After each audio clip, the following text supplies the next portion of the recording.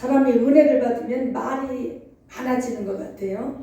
예, 우리 그 이상순 성도님이 어제도 전화 오고 오늘도 전화 오고 뭐 하여간 요즘 전화 자주 하셔요. 그래가지고 목사님 제가요 그 교회 가서 은혜를 많이 받았습니다. 몸이 건강해지고 많이 정신도 맑아지고 막 그런 얘기를 하면서 혹시 저 진저리 드실 줄 아십니까? 그래서 아이 뭐든지 주시면 감사히 먹겠습니다. 그랬더니 그러니까 은혜를 받으니까 뭐라도 갖다 주고 싶은 그런 마음이 생기시는가 봐. 그러면서 내가 요즘 건강해져가지고 너무 요즘 많이 좋아졌다고 그러면서 한 번은 막 울면서 전화가 왔어요. 교회를 가고 싶은데 동생네 교회라도 가서 하나님 앞에 울고 싶은데 거기 가면 또 그래가지고 못 가요. 그래서 내가 실컷 울으세요. 그 대신에 집에서 그러면 찬양 틀어놓고 가면 계속 상처 받으니까 가면 교회 가고 싶어서 가면 상처를 이렇게 준다네. 그래서 울고 싶은데 울 곳이 없다. 아 집에서 울으세요. 찬양 틀어놓고 울으세요. 그래서 내가 가만히 생각을 해봤어요. 그 찬양 나오는 그거를 좀 드려야 되겠다. 찬양만 계속 나오는 거. 하여간 너무 감사한 게 처음 왔을 때 그분의 모습하고 너무 많이 달라진 거예요. 지난주에 보니까 그렇게 건강한 모습이 되셨어요. 목소리도 쌩쌩해 이제는. 그래 내가 아이고 우리 전도사님이 참 수고를 많이 하신 보람이 있구나. 할렐루야. 예, 그게 얼마나 보람된 일이에요? 영혼 살리는 것처럼 보람된 게 없습니다. 예, 내가 참 5년 전에 그 집에 그 나비산 그 무당집에 그 언덕배기 이렇게 된 데를 간신히 올라가면 욕을 하고 당장 못 나가냐고 물 끼얹고 문을 쾅쾅 닫고 난리를 치던 분이요. 그분이 우리 교회 올 줄은 상상이나 했겠습니까? 자기네 동생 교회가 바로 그 앞인데 주여 참 희한한 일이요. 그러니까 뿌린 대로 거두게 하시는 거예요. 내가 그때 눈물을 흘리며 씨를 뿌리러 갔잖아요. 복음의 씨앗을. 할렐루야. 하나님 그렇게 확실하게 보여주시잖아. 아멘. 네, 정말 나는 그분을 대할 때마다 너무 감사해요. 그때 생각이 떠올랐어요. 그분의 그 옛날의 모습 5년 전에 나한테 막 그랬던 모습과 지금 하늘과 땅 차이라니까. 할렐루야. 네, 정말 놀라운 일입니다. 하나님 말씀 보시겠습니다. 자, 구약성경 미가서 5장 2절. 구약 끄트머리이지요. 미가서 5장 2절이 되겠습니다. 나움 바로 앞에 있어요. 5장 2절. 찾으셨으면 아멘. 네, 함께 한 목소리로 합독하십니다. 시작. 베들레헴 에브라다야, 너는 유다 족속 중에 작을지라도 이스라엘을 다스릴 자가 네게서 내게로 나올 것이라. 그의 근본은 상부의 태초에니라.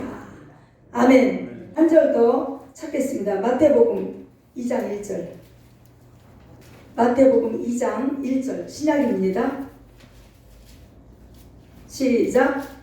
헤롯 왕 때 예수께서 유대 베들레헴에서 나시매 동방으로부터 박사들이 예루살렘에 이르러 말하되. 아멘. 기도하겠습니다. 하나님 감사합니다.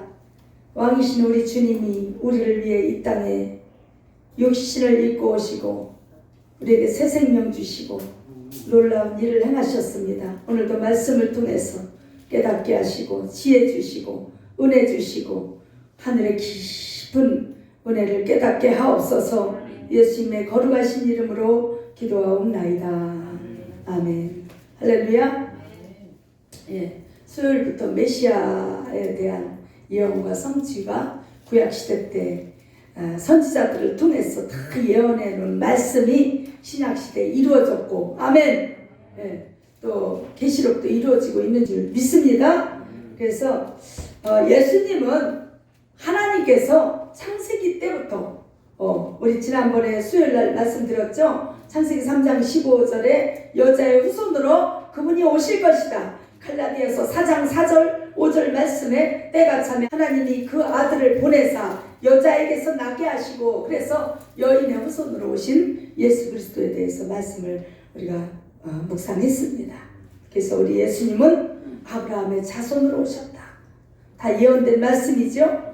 또한 유다 지파로부터 예수님은 오셨다. 창세기 49장 10절에 홀이 유다를 떠나지 아니한다. 홀이 뭐예요? 왕권이라고 그랬죠. 왕이 들고 있는 그 몰이 있어요. 예, 지휘봉 같은 거예요. 그것이 유다를 떠나지 않는다는 건 그 유다 지파를 통해서 예수님이 오실 것, 메시아가 오실 것을 상징적으로 그렇게 말한 줄 믿습니다. 뿐만 아니라 오늘 어디에서 탄생하실 것을 예언했어요? 미가서에 베들레헴에서 탄생하실 것이다. 메시아가 베들레헴에서 오실 것이다.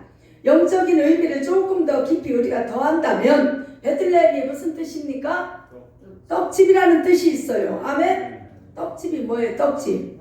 자, 그래요. 우리는 이미 떡이 뭔지를 알고 사는 사람들입니다. 떡이 우리 분야가 먹은 이런 육신의 떡만 떡이 아니고, 사람이 떡으로만 살 것이 아니고 그 떡이 아니고, 이 떡은 영적인 떡이요. 참떡, 산떡, 우리에게 주시는 영혼의 양식인 줄 믿습니다. 그래서 하나님의 말씀을 요즘 세대 사람들이 뭐라 그래요? 오늘의 만나, 할렐루야, 만나 떡이잖아요. 하늘에서 내려진 떡이요. 예. 광야 시대에 만나를 주신 것은 뭐를 상징할까요? 여러분, 뭐에 대한 영적인 교훈을 주시려고 했느냐? 이거 다 그림자예요. 그러니까 지금 이 시대 영적 시대에 있는 저와 여러분에게 주시는 교훈이 뭐냐? 하늘에서 내려주는 진리의 말씀. 다시 말해서 하늘에서 내려오신 분이 누구예요? 예수님이잖아요. 아멘. 내가 산떡이다. 산떡이다. 예수님 자신을 요한복음에 그렇게 소개하잖아요. 그래서 성찬식의 진짜 의미가 뭐라 그랬습니까? 떡을 떼어 나눠주지요. 이 떡이 뭐라 그랬어요? 지금 이 시간에도 영적 성찬식을 하고 있는 거예요. 아까 보혈의 찬양 불렀지요. 아멘. 보혈의 찬양을 부르면서 보혈을 의지하고 보혈의 잔을 우리가 영으로 마셨습니다. 그러니까 예배 시마다 우리는 눈에 안 보이는 성찬식을 하는 거예요. 또 설교 시간에 뭐를 띄워줘요? 말씀의 떡을 여러분에게 띄워드리는 거예요. 할렐루야. 그래서 베들레헴 떡집에서 나실 것을 미가서의 오늘 5장 2절에 말씀하고 있는 줄 믿습니다. 그러니까 예수님의 탄생이 그냥 어느 날 갑자기 오신 게 아니고 창세기 때부터 계속 예언하시고 그것이 예언이 이루어지고 성취하는 것을 우리가 성경을 통해서 우리가 신약과 구약에 짝이 있다고 그랬죠. 신약과 구약에 정확하게 하나님은 그렇게 하고 계신 줄 믿습니다. 하필이면 그럼 왜 떡집이었을까요? 예수님은 떡이시기 때문에 떡집에서 나와야 돼요. 아멘? 베들레헴에서 나오시는 게 맞습니다. 산떡, 하늘의 떡으로 이 땅에 오셨기 때문에 떡집이라고 의미가 담겨져 있는, 하필이면 베들레헴에서 나셔야 맞는 줄 믿습니다. 아멘. 자, 또 뭐가 있습니까? 이사야 7장 14절 한번 우리 찾아보십시다. 베들레헴에서 탄생을 예고하실 뿐 아니라 이사야 7장 14절 누가 찾았으면 큰 목소리로 읽어주세요. 그러므로 주께서 친히 진주를 너희에게 주실 것이다. 아멘. 보라. 네, 처녀가 잉태하여 아들을 낳을 것이요 그 이름을 임마누엘이라 하리라. 아멘. 자, 어떻게 나실 것을 말씀하셨어요? 처녀가 잉태해서 아들을 낳을 건데 그 이름을 임마누엘이라 하리라. 이거를 할 것이다. 앞으로 있을 일에 대한 예언의 말씀을 했잖아요. 이사야 선지자를 통해서. 자, 누가복음 1장 27절 읽어주세요. 누가? 다윗의 자손 요셉이라 하는 사람과 정혼한 처녀에게 이르니 그 처녀의 이름은 마리아라. 아멘. 자, 처녀를 통해서 잉태하지요. 예. 자, 그 31절 누가복음 1장 31절 바로 뒤에. 보라 내가 수태하여 아들을 낳으리니 그 이름을 예수라 하라. 아멘. 예. 자, 우리 예수님에 대해서 선지자들을 통해서 계속 예언하십니다. 그래서 처녀를 통해서 동정녀 마리아를 통해서 잉태할 것이다. 나실 것이다. 자, 예레미야 그 다음에 31장 15절 찾아보세요. 예레미야 31장 15절. 나 여호와가 이같이 말하노라. 라마에서 슬퍼하며 통곡하는 소리가 들리니라. 라헬이 그 자식을 위하여 애곡하는 것이라. 그가 자식이 없으므로 위로받기를 거절하는도다. 이게 무슨 얘기냐? 자, 예레미야서 31장 15절에 무엇을 예언해 놨느냐? 이제 예수님이 이 땅에 오셨을 때 헤롯 왕이 예수님을 잡아 죽이려고 하다가 어떻게 했어요? 애굽으로 피난 가버리니까 몇 살 이하는 다 죽여요? 2살부터 그 아래로 다 죽여요. 마태복음 2장 16절에 그 말씀이 나오는 줄 믿습니다. 자, 이에 헤롯이 박사들에게 속은 줄을 알고 심히 노하여 사람을 보내어 베들레헴과 그 모든 지경 안에 있는 사내 아이를 박사들에게 자세히 알아본 그때를 표준하여 2살부터 그 아래로 다 죽이니 이에 선지자 예레미야로 말씀하신 바 그 말씀이 그대로 짝이 돼서 이루어지는 거예요. 그러니까 예수님의 탄생과 나심과 때와 장소와 또 어떻게 나실 것과 또 예수님이 이 땅에 오셨을 때 일어나는 현상들에 대해서 이미도 구약의 선지자들을 통해서 다 예언해 놓으셨다. 할렐루야.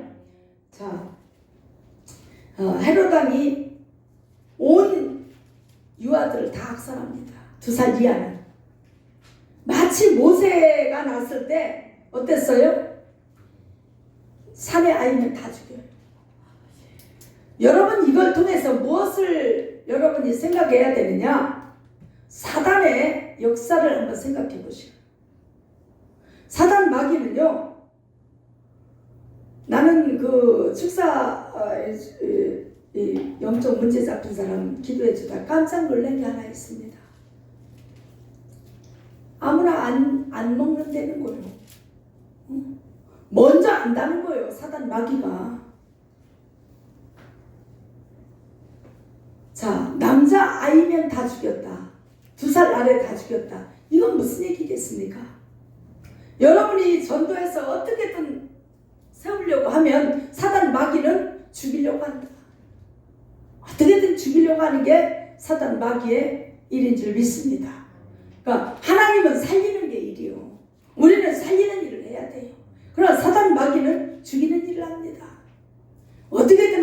역사를 어떻게든 방해하려고 하고 어떻게든 여러분이 전도해 놓고 여러분이 어떤 영혼을 위해서 기도할 때 정말 그래서 해산하는 고통과 정말 그 수고하는 것처럼 한 영혼을 그렇게 대해야 될 줄 믿습니다. 할렐루야. 자, 모세도 어떻게 했어요? 갈대 상자에서 간신히 살아났잖아요. 하나님의 전적인 개입이 있었습니다. 자, 그래서 예수님 때에 사단 마귀는 벌써 알고 헤롯 왕을 통해서 예수님을 죽이려고 태어나자마자부터 핍박을 당했다는 거예요. 생각을 해보세요. 그 베들레헴에서 애굽까지 그 사막의 길을 아기가 이제 막 갓 태어난 아기가 거기를 애굽까지 간다는 건 이건 목숨이 위험한 일이에요. 굉장히 위험한 일이에요. 그러나 가지 않으면 헤롯 왕에게 잡혀 죽을 수밖에 없기 때문에 하나님은 그렇게 그러니까 우리 예수님이 이 땅에 오면서부터 엄청난 고통과 고난과 정말 어려움을 겪으셨다는 것입니다.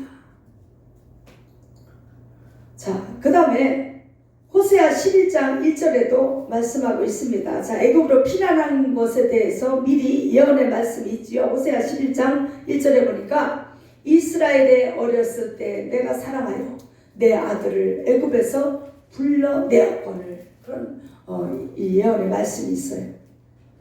자, 그래서 마태복음 2장 14절에 보면은 하나님께서 요셉을 깨우지요. 천사를 통해서. 자, 밤에 아기와 그 모친을 데리고 애굽으로 떠나라고 하나님이 말씀하십니다. 그래서 요셉이 일어나서 아기 예수를 품에 안고 그 모친 마리아와 함께 애굽으로 도망을 가요. 그래서 생명을 보존했습니다.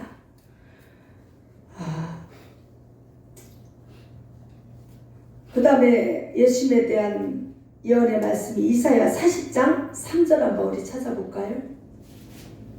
지금 메시아에 대한 구약의 예언의 말씀이 어떻게 이루어지고 어떻게 성취가 되었는가를 우리 같이 공부하는 중입니다. 이사야 40장 3절 4절 5절 우리 같이 읽겠습니다. 이사야 40장 3, 4, 5절 찾으셨으면 하면 시작. 외치는 자의 소리여 가로되 너희는 광야에서 여호와의 길을 예비하라. 사막에서 우리 하나님의 대로를 평탄케 하라. 골짜기마다 도두어지며 산마다 작은 산마다 낮아지며 고르지 않은 곳이 평탄케 되며 험한 곳이 평지가 될 것이요 여호와의 영광이 나타나고 모든 육체가 그것을 함께 보리라. 대저 여호와의 입이 말씀하셨느니라. 자, 이거는 뭐에 대한 예언의 말씀이냐? 이제 세례 요한이 예수님의 길을 미리 예비하십니다. 할렐루야. 그래서 세례 요한이 먼저 나왔지요. 먼저 예수님이 이제 이 땅에 공생에 일하시기 전에 먼저 세례를 베풀어요. 그러니까 이렇게 생각하시면 돼요. 옛날에 우리 어렸을 때요. 지금 이 성경을 읽으면서 뭐가 연상이 됐냐면 옛날에 우리 어렸을 때 목욕탕 한번 가려면 어떻게 했습니까? 가만히 생각해 보세요. 집에서 1차 닦고 목욕탕 가기가 부끄러워서 그래요, 안 그래요? 지금 사람들 이해 못할 거예요. 집에서 엄마가 다라에다 가마솥에 물 끓여가지고 다라에다 이만한 목욕다라에다가 대충 씻겨가지고 그 목욕탕에 갔어요. 참 지금 생각하면 미련하죠. 그만큼 순진했다는 거예요. 왜? 목욕탕을 너무 오랜만에 가니까 미안해가지고 너무 부끄러워가지고 1차 씻겨가지고 대충 씻겨가지고 그러고서 목욕탕을 갔다니까. 그런 분은 없는가 봐. 나만 그랬는가 봐. 옛날에 그랬어요. 목욕탕을 하도 자주 안 가니까 옛날에 시골에서 목욕탕 막 이제 막 생겨가지고 그 참 웃기는 얘기죠. 목욕탕에 가서 씻으면 되는데 얼마나 더럽고 얼마나 목욕을 그동안 겨우내 안 했으면 1차 씻어서 가는 거예요. 자 보세요. 세례 요한이 와서 처음에 뭐를 했습니까? 회개하라 천국이 가까웠느니라. 예수님의 길을 미리 예비해 놓는 거예요. 이 세례 요한이 이렇게 외치지 않았으면 예수님이 막바로 회개하라 천국이 가까웠다고 난리 났어요. 여러분 그러니까 주의 길을 미리 예비하는 거예요. 이게 무슨 작업이냐? 미리 평탄 작업 한번 해놓는 거예요. 여러분 집을 질 때 그냥 삐쭉삐쭉 나온 데다 집니까? 아니요. 어떻게 해요? 포크레인 와가지고 평탄 작업부터 해야 돼. 땅을 골라야 돼. 삐쭉 나온 거 깎아내리고 움푹 패인 거 이렇게 해서 딱 다지기 먼저 해야 돼. 지금 세례 요한이 그거 한 거예요. 할렐루야. 그래가지고 딱 다져놓은 데다 그 위에 집을 짓는 거예요. 우리 예수님이 오셔서 우리 심령 성전을 짓는 거예요. 할렐루야. 그것처럼 주의 길을 예비할 것이다. 외치는 자의 소리가 있을 것이다. 광야에. 그래서 무엇을 하느냐? 여호와 길을 예비하는데 우리 하나님의 대로를 평탄하게 이렇게 평탄 작업한다 그랬죠. 울퉁불퉁한 거 골짜기 마다 푹 패인 거 도두어 놓고 산은 삐쭉 나온 걸 깎고 평탄 작업을 해. 그래야 주님이 예수님이 막바로 이제 세례 요한 잡혀 죽고 나서 예수님 공생이 시작하잖아요. 미리 평탄 작업하는 거예요. 더러운 때 한번 대충 씻고 그러고 목욕탕 가는 거랑 똑같다니까. 그래요 안 그래? 이해가 가십니까? 우리 어렸을 때 그랬어요. 그냥 목욕탕 못 가서 욕할까봐 너무 때가 많아가지고. 지금 세례 요한이 먼저 가서 회개하라 천국이 가까웠느니라 이거 했다니까. 지금 그래서 주의 길을 예비하는 세례 요한에 대해서 미리 메시아의 길을 예비하는 세례 요한에 대해서 이사야 선지자를 통해서 이사야서에서 이어내는 말씀인 줄 믿습니다.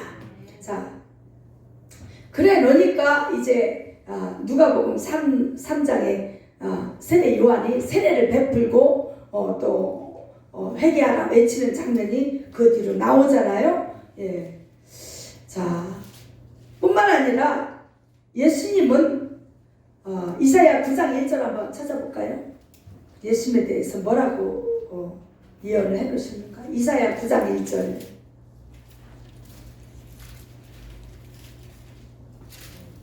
자, 누가 찾아 읽어주세요. 이사야 9장 1절.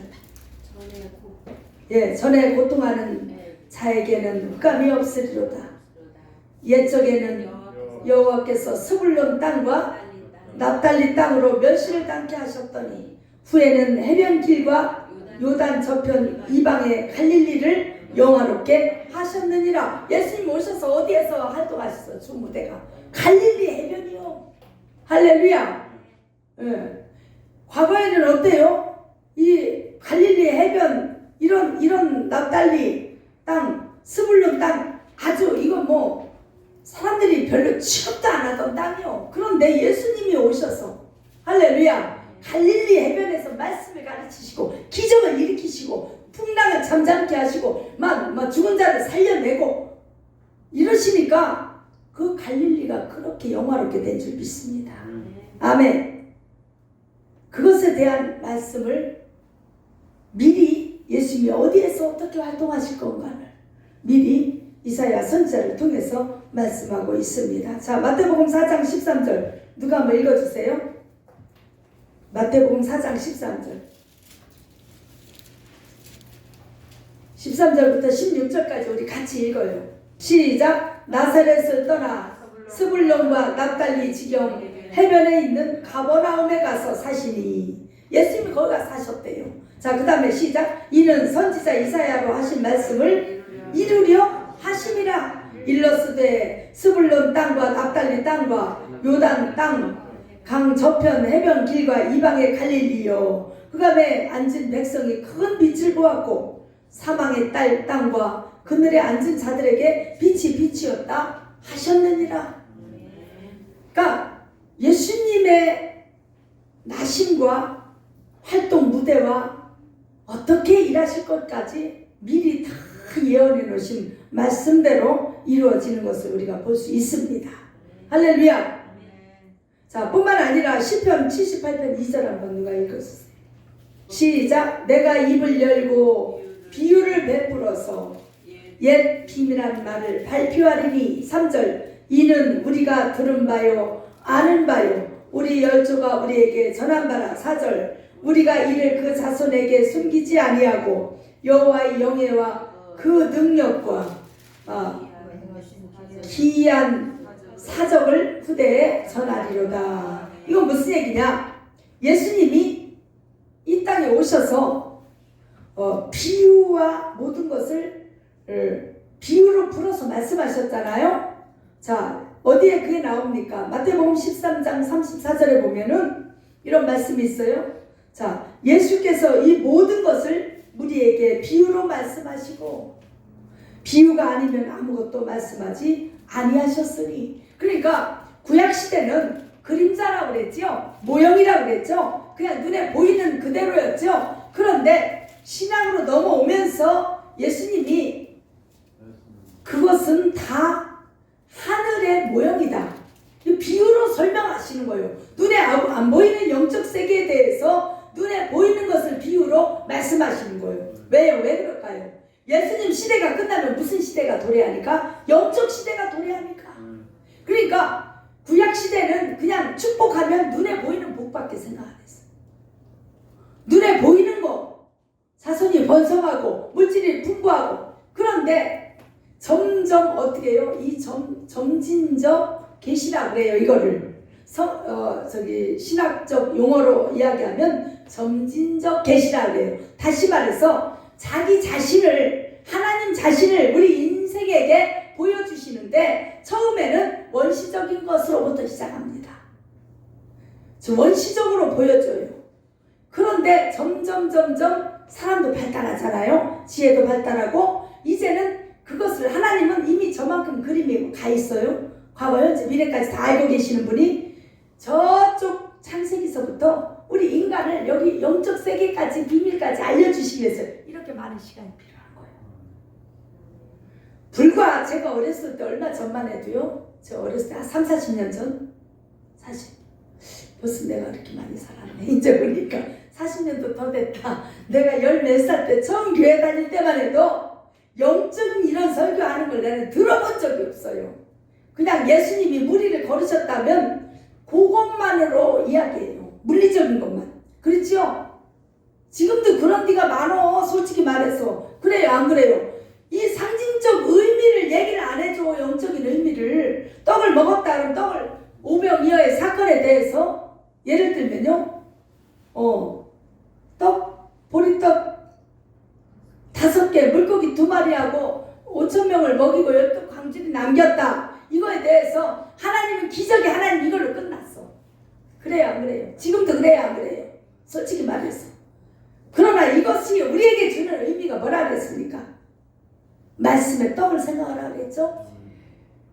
하나님은 물론 기적의 하나님이요. 그러나 영적 세계에 대한 비밀을 우리에게 교훈하시기 위한 하나님의 어떤 작전이다 이거예요.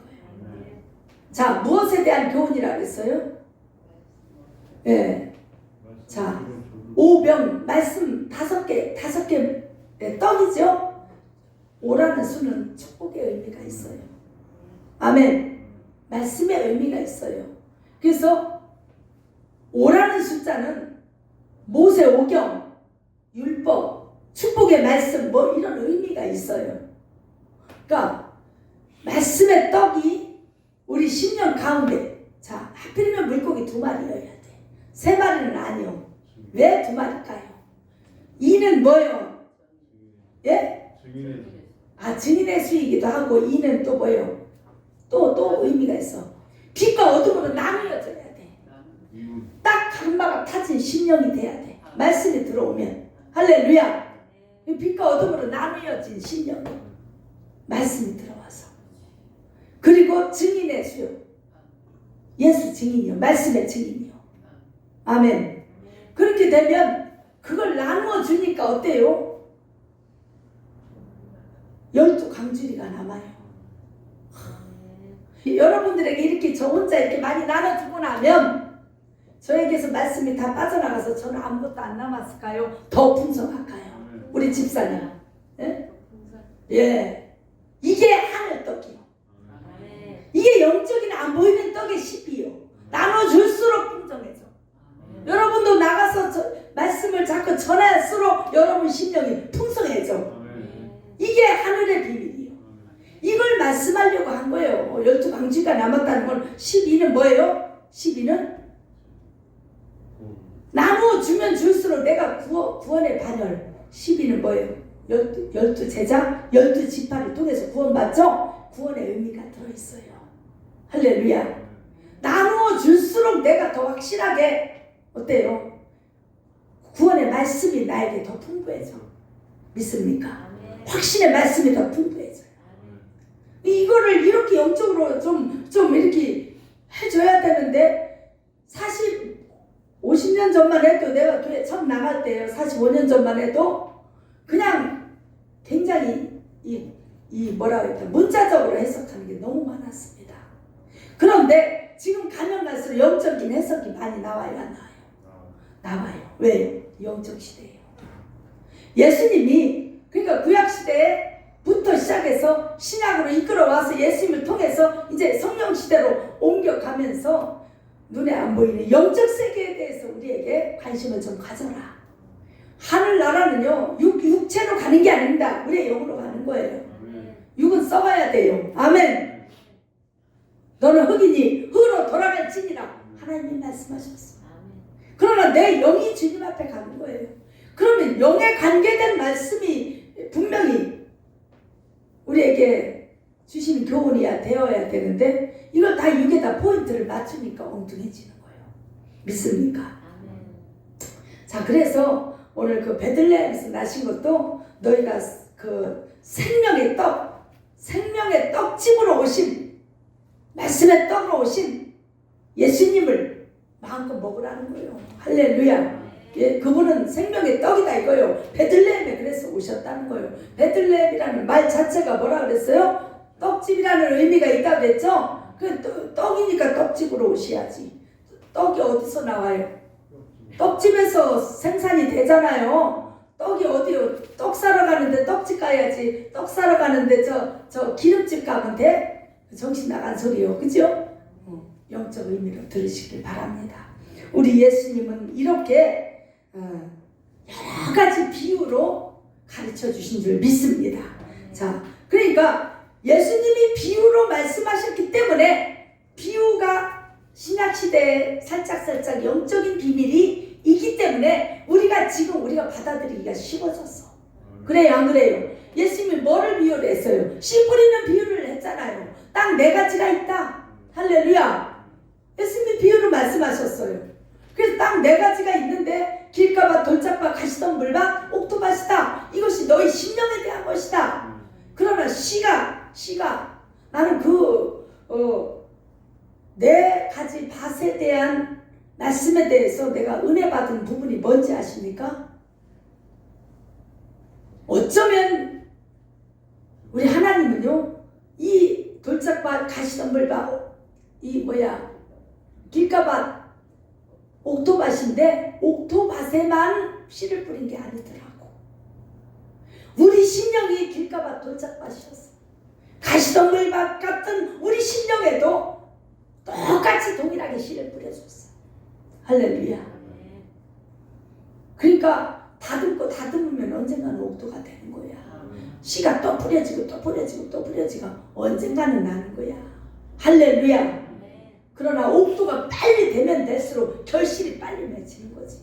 아멘. 이것을 우리에게 비유를 말씀하시고 또 풀어주시잖아요. 그런데 지금도 땅에 대해서 땅 얘기하면 이런 땅을 얘기하면 되느냐 이거예요. 할렐루야. 제가 지난 주일날요 이제 점심을 먹고 너무 지쳐가지고 기도해 주다가 수정 집사랑 혜린이랑 점심을 먹고 다시 와서 기도를 해주려고 오는데 웬 남자 둘이 서 있더라. 우리 교회 앞에.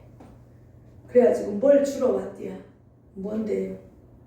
보니까 박옥수 목사 이단이잖아요. 구원파 아시죠? 그 전단지를 주러 왔어. 근데 웃기는 것은 내가 그랬어. 들어오세요. 차 한 잔 갖고 와라. 그래서 생강차 한 잔씩 나눠주고 나도 차 한 잔 마시면서 내가 궁금한 게 있는데 성경 좀 나한테 좀 풀어주실래요? 하고 가장 말하기 곤란한 걸 내 질문을 딱 던졌는데 2명이 왔는데 남자 2분이에요.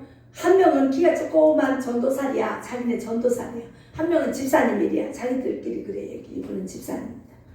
근데 이 남자분이 그거에 대해서 너무나 문자적으로 이런 뜻 아닙니까? 그 전도사는 신중해서 말을 아끼더라고. 눈치를 딱 보니까.